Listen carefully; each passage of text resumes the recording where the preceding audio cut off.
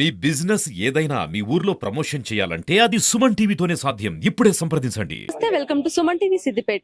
Andhra Pradesh deputy CM Pawan Kalyan గారైతే ఇప్పుడు తెలంగాణ ప్రాంతంలో ఉన్నటువంటి కొండగట్టు ఆంజనేయ స్వామిని దర్శించుకోవడానికి వెళ్తున్నారు. అయితే ఈ సందర్భంలో సిద్దిపేట మీదుగా వెళ్లడం జరుగుతుంది. మరి సిద్దిపేట అభిమానులు అయితే ఇక్కడ మనతో పాటు ఉన్నారు, వారితో మాట్లాడదాం. నమస్తే అండి. నమస్కారం అండి. మీడియా మిత్రులకి కొండగట్టు అంజన్న స్వామి దర్శనం సందర్భంగా పవన్ కళ్యాణ్ గారు సిద్దిపేటలో ఆగడం జరిగింది.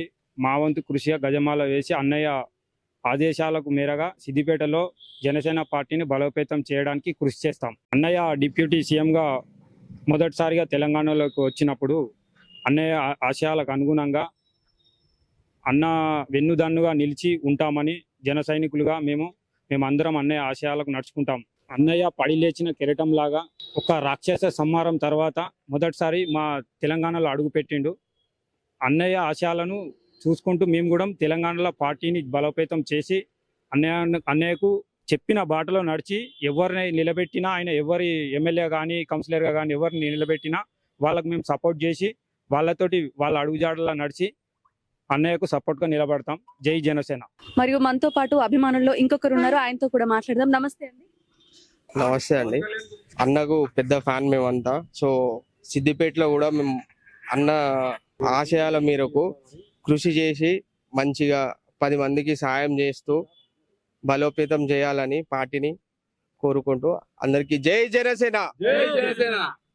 సో ఇంకొక ఫ్యాన్ కూడా ఇక్కడ ఉన్నారు, వారితో కూడా మాట్లాడదాం. పవన్ కళ్యాణ్ గారు అంటే మీకు ఎందుకు అంత ఇష్టం? ఏం చూసి ఇన్స్పైర్ అయ్యారు?